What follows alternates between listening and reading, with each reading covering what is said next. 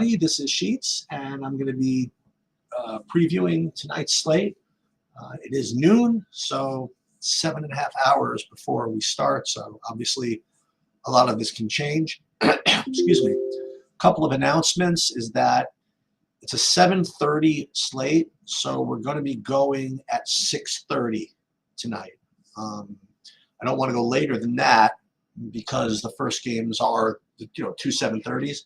So we want to give ourselves a little bit of time. So we are going to go at 6:30, and maybe we'll do a little bit of the hockey before we get into the NBA.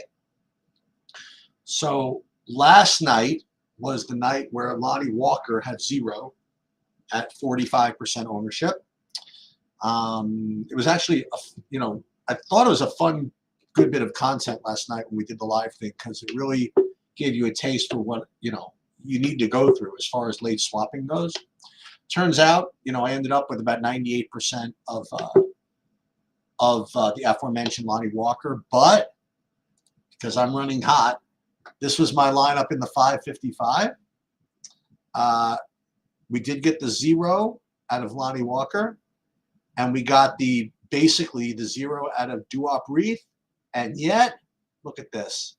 We managed to sneak into the money anyway through the wonderful powers of the 4.5% owned DeJounte Murray and the magnificent powers of the 2% owned Lauri Markkanen.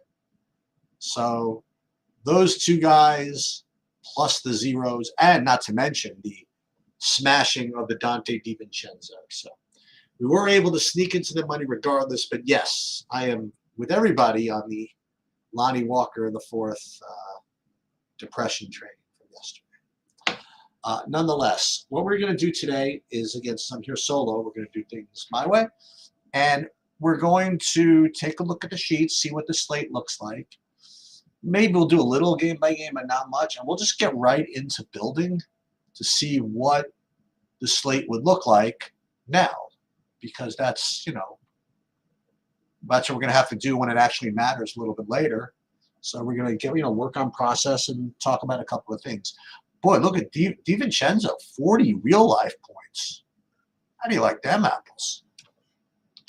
Anyways, let's get started. So let's actually take a look at the game. So we have 4 games. You have Golden State and Miami, maybe a good real life game if everybody was playing. Lakers at Milwaukee. Look at this. They were planning on these all being great games, I guess.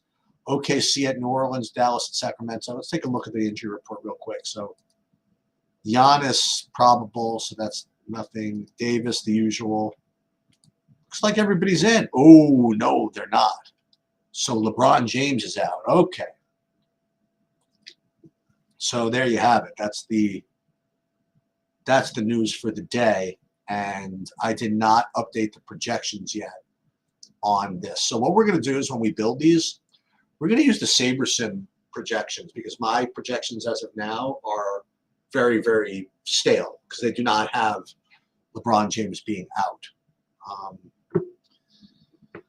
And I guess that's going to be the driving force here. So with LeBron James out, I imagine. Ooh, look at that. These guys are not cheap. Ooh, Spencer Dinwiddie. He is going to be your 100% owned guy for the evening, I believe. Right? I mean, just look at his last game. 35 minutes, 40 fantasy points, and he's 4,600 with no LeBron. That is going to be the 100% owned guy. I mean, I don't know that for sure, but I find it difficult to believe it's not. How about that? Any other injury news? I mean, I don't know what else you need except for that. But, all right, Jimmy Butler, questionable. Let's see. He did not participate in the shoot-around, but is probable. Okay, he's probable. Ingram remains out. Middleton, probable. So it looks like whatever we have now is going to be what we have. Trace and Jackson Davis. All right. It's not the end of the world. Next thing I look at is how the slate works. So you have 2 730s and an 8 and then a 10. Okay. So we're going to have to leave a little bit of room for late swapping this last game. And I imagine Luka is going to be the most popular non-Spencer Dinwiddie player on the slate because you can now get to him, I think, rather easily. But it's really funny because before the Laker news came out, I'll show you. These are what the sheets look like. Oh, they are actually. Wait a minute. Did I not have LeBron out? This is weird. So I did have LeBron out, but for some reason, what's wrong with Spencer Dinwiddie's projection? Why is he only projected for 21 fantasy points? That's just not going to be the case. I mean, you do have. Well, you want to take a look? You want to see what Sabersim has here? Let's take a look. Let's take a look and see Sabersim's projections for LA at this point. Dinwiddie 24. What do I have in that? I don't. Oh, I had him at 21. So an extra only 3 points. All right, so we'll run it with these guys. Reddish small bump, Christie small bump, Prince. You know, it's going to look okay. But I do think that Dinwiddie's just got to be, and he's actually already looking at him. He's projecting 46% ownership. All right, so he's going to be 80, I think. So let's take a look at actually the way Sabersim's projections sort by value.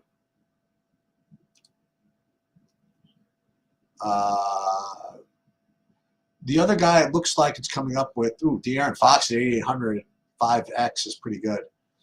And then you have Valanciunas, again, you know, showing up as this value play. Jose Alvarado showing up. Look at these 5Xers showing up. So there's not a lot of value with the exception of what's probably going to be Spencer Dinwiddie. So Power is saying that the game that Dinwiddie LeBron was in, played D'Angelo was out and he played the one. Okay, so what we're saying is that game that I referred to where what's his name? Where Dinwiddie went off for 35 minutes. Is that D'Angelo Russell was not in that game? Let's just confirm that, and that is correct. All right, good catch, good catch. So if you get a starting lineup then of D'Angelo Russell, Austin Reeves, Anthony Davis, I mean, it's still possible that Dinwiddie gets in there, but Dinwiddie also, I mean, he could play 30 off the bench here with LeBron out like that. So I still think he's probably going to be, you're going to rate as the best play.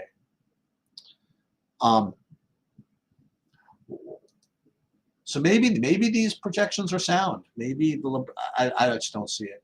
No, they're not because it has them only at 20. It can't be. It's got to be better than 20. Let's look at guys other than the Laker game for the time being. Fox and Sabonis, very, very strong plays. And then there's Valanciunas business, and then more the New Orleans. So this Alvarado guy, he shows up when there's not a lot of other value, so that's why he's showing up at 30%. Sacramento, Dallas, Fox at 8,800. I mean, it could be pretty good. I mean, I have to say. Sabonis, I mean, he could go crazy in this game.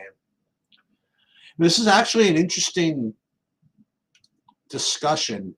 You have Davis with no LeBron, and then you also have Sabonis at a 200 more.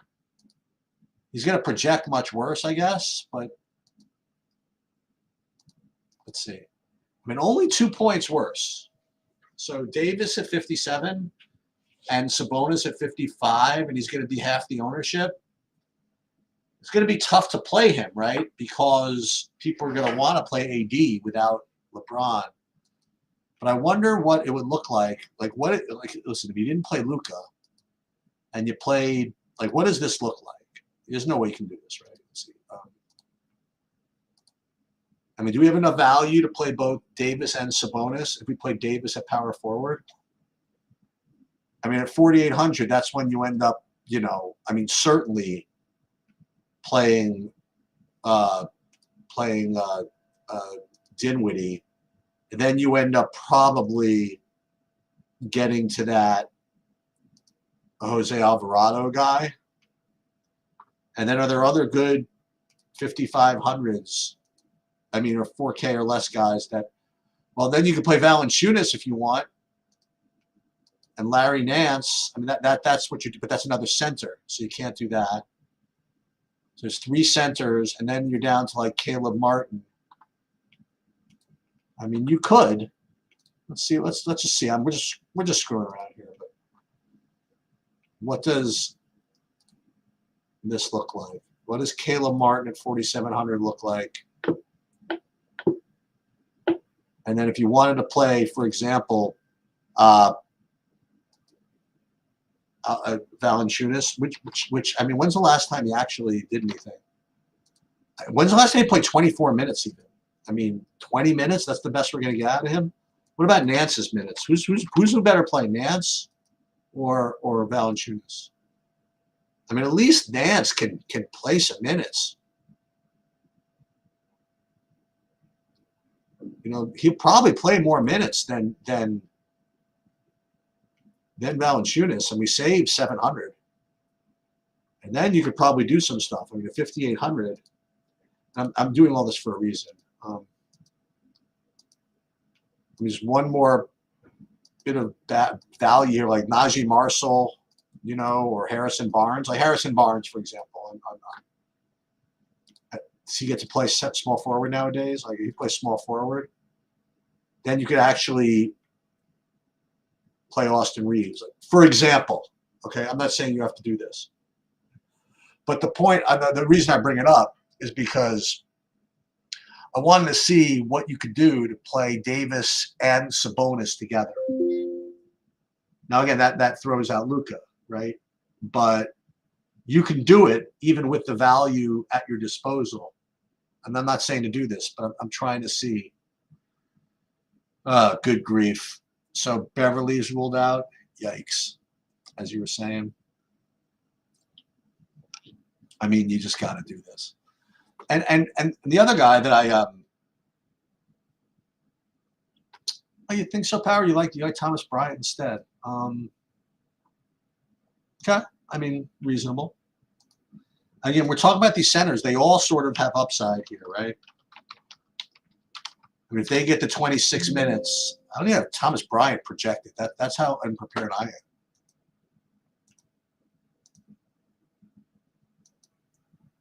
That's weird. But yeah, I guess so. 20 minutes? That's a good point. Maybe. You save a little bit more money, right? Well, he's definitely going to come off the bench, but that's okay. Maybe you're right. Save the 600 off of Nance.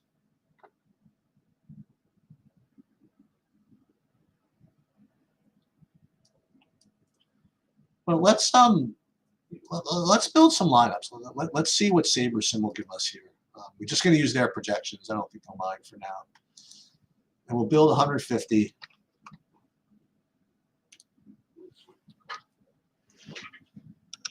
What are they giving Thomas Bryant for a projection here? It's 11. I guess the thing is, Power, is that you really, I think you might need Love to be out for Bryant to get the run. I don't know. You know, that's something you have to do a little deep dive on, but that might be something I'd be afraid of.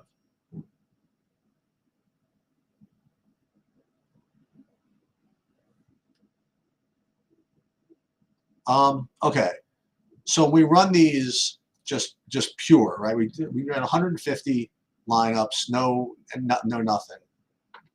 Let's unfilter Miami. Let's just, like, what is your normal Saber score? See, it's small slate. Let's see what we're looking at here, right? Saber score, small slate, My projection in 99th percentile, which is good, minus some of your average ownership stuff. I like it. And what would I be getting? 100% AD. Is that the story?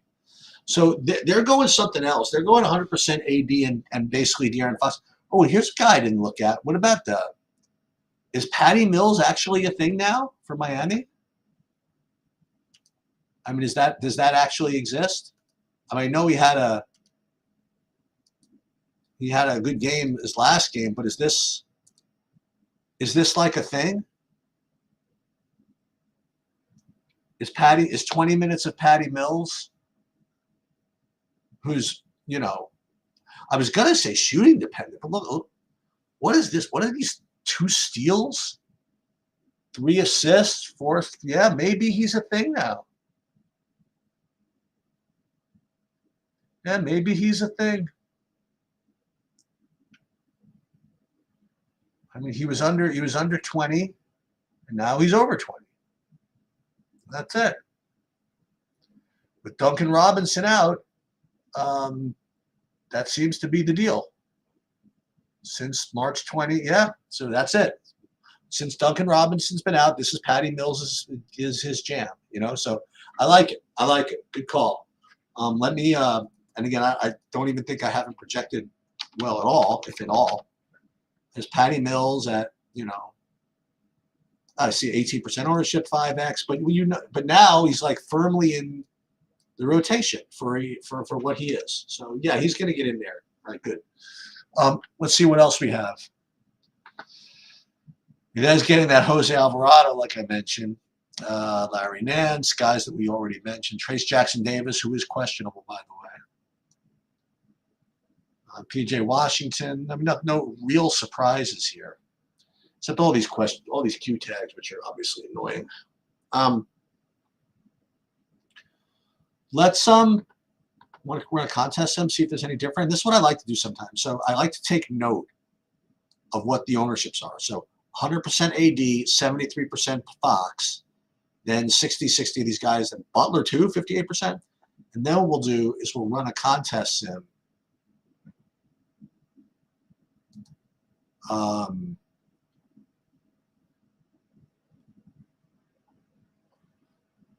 Let's do this first. We'll save these, and we'll just use SaberSim ownership for now, since we're using their build anyway.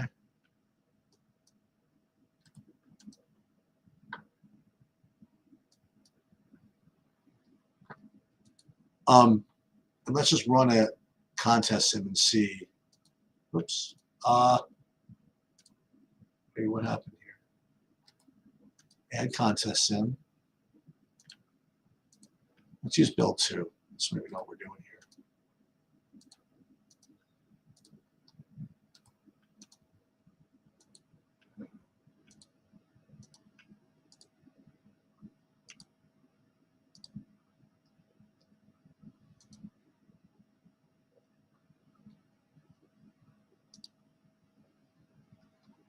Okay.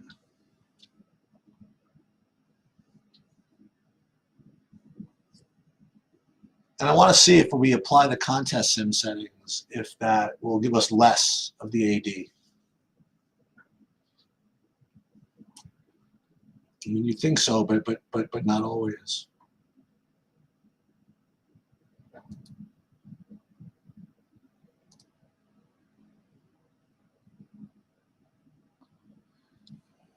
Oh, see, look, I saved these like 100 times, so I have to. Crap. What was the field lineups here? Didn't say. These are at the bottom, I guess. Power down. Build 2. Okay, good. Okay. All right. So let's take a look. Who's out? Oh, there's Patrick Beverly doubtful. Okay, we'll have to deal with all that, but obviously. So in the fadeaway, for example, let's see, what do I get? The difference would be, I mean, yeah, a little less, right? So I'm glad to see it's kind of doing its thing. So it'd be getting now 80% AD instead of 100, and more Valanciunas, actually. Now, I will say that in a situation like this, when I see 50% Valanciunas, 47% Nance, this is where I really questioned. And listen, I'll tell Andy this. I sometimes question the lineup construction with SaberSim, and it's in these situations where I question it sometimes. You get, I think, way too high of a proportion of lineups with two centers from the same team. And I don't want to get too into why, but I think instinctively you don't want that, right? Unless it's like a cash game thing where you just want to like lock up the 36 minutes of the center or 48 minutes of the center, and you're sure it's just going to be those two. In GPPs, where you really need to beat a lot of people, it's just hard to play two centers from the same team and have them both smash. So when you see this, you want to just double check. And right off the bat, I see Valanciunas and Nance in the same lineup. As a matter of fact, what you could do is you could check and see how many Valanciunas and Nances there are on the same lineup, and there are 20. I mean, 20 out of 150 are both of them. So now, I mean, when you get that, you have to make this judgment call of whether you're willing to accept that. And that's really all it is, right? You're making the judgment call. You're either going to say, you know what, SaberSim knows what it's doing. I don't care about my biases about two centers. I'll leave it. Or you say, you know what, I don't care what SaberSim's algorithm says. I know I don't want two centers in the same lineup. And then I'll X out the lineups with both the centers together. And unfortunately, I don't have the answer. You know, what's best. I think that I'm inclined to actually just go with what the SaberSim thing is. Just my experience with biases and biases versus AI and biases versus technology. Technology usually beats biases, but I'm not 100% sold on the technology yet. And when I say that, I don't mean to like go off on SaberSim. Right? I think they're great. But I just know that, like, say 10 years from now, it's going to be so much better because that's the way AI is. That's the way machine learning is, and that's the way technology is. So if 10 years later I know it's going to be better, I can be suspicious about how it is now, sort of. How much, though? Remember, it's not 3 + 4 = 7. It's not that easy. But yet still, I'm inclined to believe that over my biases, which have not actually been back tested, right? So like we say that not to play two centers together in the same team. Why do we say that? Because it makes sense. But some things that make sense don't compute at the end of the day. And no one's actually shown me a back-tested data which proves that if you have two centers that project well in lineups that are supposed to have upside, that those lineups don't in fact have upside. So again, I don't. All I could. What's the Larry Fishburne thing from the Matrix? All I can give you is the truth. You know, I don't know the reality. All I know is the truth and what I know. I guess, is that all I have to say for this? I guess that's pretty much all I have to say. The projections are weak because they don't have the Lakers stuff in. But I promise you the Lakers are going to be good. The one guy, by the way, that we haven't really gotten into any lineups yet, I mean, if you are going to play like all these Lakers, is it the worst idea in the world to play Giannis? I mean, think about this. I mean, you have Luka, Sabonis, and AD, who are obviously three incredible plays. I mean, who's going to – I was about to say who's going to play Giannis, but who knows? Maybe people will. But like, so I currently, in this current iteration, I'm getting, I think, to 0 Giannis. No, I'm not getting 0. I'm getting 8.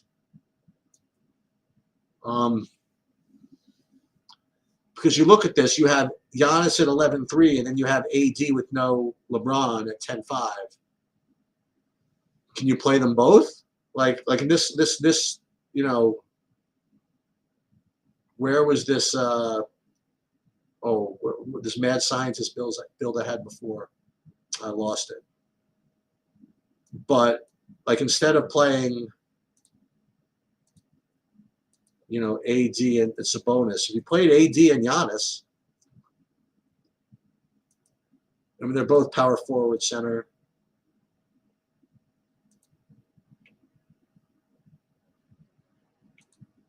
Where's AD here? AD here, and you could still get all those guys in if you want, and then you could, you know, then it's almost like a game stat. You play a couple of other Lakers, I think, and then you just hope the Sacramento game busts. You know, because now you're gonna have no. Then you're gonna no, and it's actually not the worst idea in the world. Like if you fade all of it, you know, like remember we're talking about the difference between Sabonis, Luka, Fox, right? Those are the good plays in that game. They're all three good plays. And you're comparing those to guys in the Laker game, you know, which are AD, maybe some secondary guys in Giannis.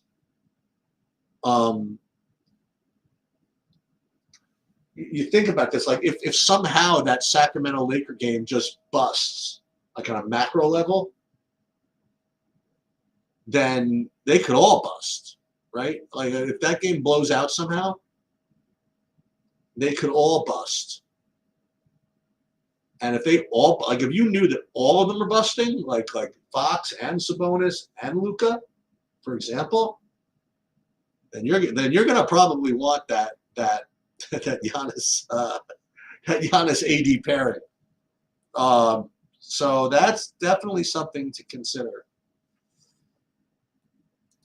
And then this, not to mention, let's look at this one. You want to go really off the board, you could play Shea.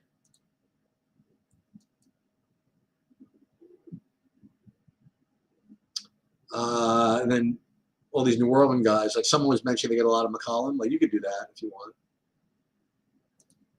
And Zion 9K, I don't know if you do that. And I think Power's point is extremely well taken. You know, AD with no LeBron is rough business. You know, that's a very strong play, and it is the best play. That's certainly no doubt. But depending on your tournament, you can't make the 8 best plays. It's just not the way you win. But listen, do this. You play AD and AD. You play AD and Giannis together, for example, and then you just close your eyes and hope this game gets COVID or something like that, or there's like a sprinkler thing that happens. Remember, it's 10 o'clock. Anything's possible in the witching hour. Or, I don't know, something happens where the game just busts. Maybe the rims are tight. Who knows? Then you get your 60 and your 60, and maybe that's good enough. One thing I will say is that if you play this way and you fade all that, you're certainly going to be cashing for a lot before 10 o'clock. So you'll be able to post your screenshots. That's good news, I guess.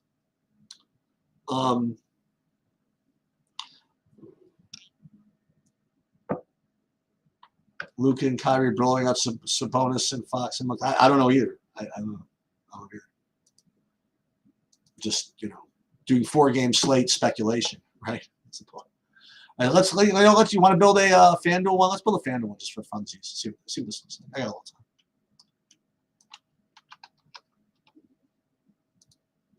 There you go. Let's see what FanDuel looks like. I'm going to make $1 million. How you can make $1 million? Who's making $1 million? I'll tell you this: I might be making $1 million, Power, but it's not going to be from DFS.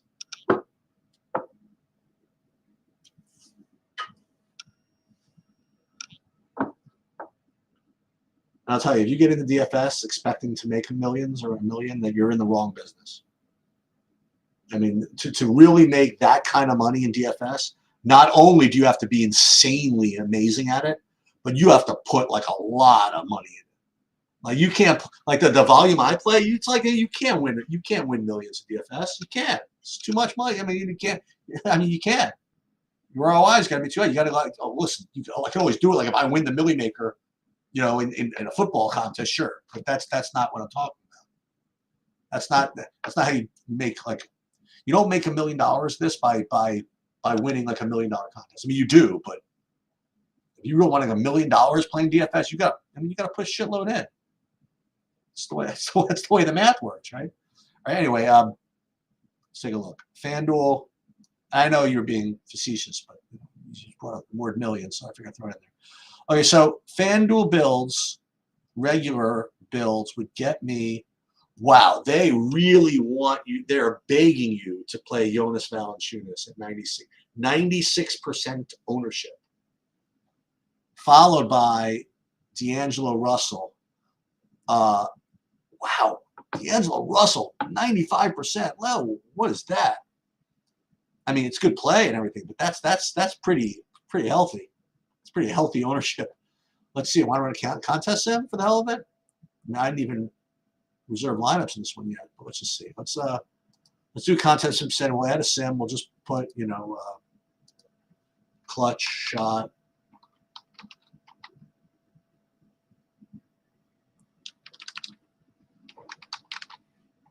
$10,000. It's more like 30,000, right? 30,000 people. Save settings. So I've seen a guy win $1 million in the NBA and proceeded to max out most contests a year. Yeah. Yeah, I mean, you won $1 million in an NBA contest. Okay, yeah. It's a very high. That's what I'm looking for. It's capital intensive if you really want to play the volume that a lot of these guys play. I mean, people play like 6 figures a night, like easy. Not in football. I mean, who knows? Football, there are probably people that play $500,000 a Sunday, right?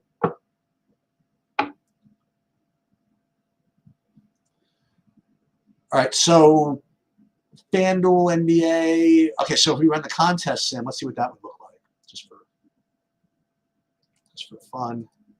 Let's see if that would get me less Valanciunas. Not really. Now 94%. Still D'Angelo Russell, now more Rui Hachimura. Yikes. Okay. So I guess that's kind of a summary. We talked, we strayed, talked about a lot of other goofy stuff. It's fine. But I think that's good enough for now. I'll be back again at 6:30, and I posted this in the Discord as well. I'm going away Wednesday through Sunday for my wife. This sheet's in my anniversary. We always do this once a year. It's anniversary once a year, and so I'm going to be very limited, as they would say in the NBA injury report, extremely limited next week, next 5 days. I'm going to miss opening day, which is Thursday, Friday. I guess my opening day is going to be Monday, and then I might be able to get an MMA video out from where I am, but aside from that, I'm going to do my best to get projections up. But again, expect nothing. And that's, as they say in my business, my financial business, you always want to under-promise so that you can outperform. So if I put something up there, that would be considered a bonus.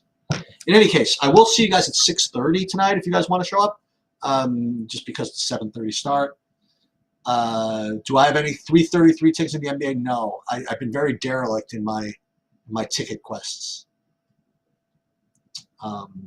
So no. When is that, the 33-33? That's not today, is it? Whenever it is, I don't have any tickets for it. And I'm not particularly interested in playing it. Anyway. It's Wednesday. It's this Wednesday. Oh, I'm definitely out, but I'll root. Yeah, definitely. I'll be rooting. Here's also something to consider, by the way. And I used to talk about, listen, you guys do what you want, right? But this was in poker. there were people that wanted to play these really, really difficult, like 20K buy-in events in poker, 25K, 10K, whatever it was. And we thought that the tournaments were just too hard. The EV was just not strong enough. And what they would say is that, well, what if I want a seat? What if I satellited into it? And I think that's a pretty big mistake to think along those lines, okay? Because if a 5K is a tough spot, it's a tough spot regardless of how you got the 5K to play it, right?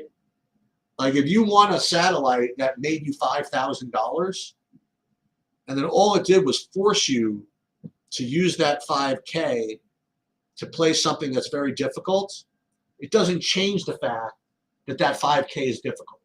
Now, if you do what a lot of what people here do, which is pretty cool, if you get overlays on these tickets, which a lot of people have become really, really good at, like finding good spots in these satellites to get good, good overlays in these tickets in the first place, then yeah, cool. But don't chase these 33-33s just because you don't try to get tickets for them because they quote unquote cost you less, because you're still, it still end up spending the same money. It's just how you got that money. They don't care. You know what I mean? Like if I'm in a tournament where I'm like negative EV, and I say, hey guys, you think I'm negative EV? I want a seat. Yeah, but I'm still negative EV. Anyway, okay, those will be more evergreen type philosophical stuff. Feel free to ask me anything like that, by the way. And that's it.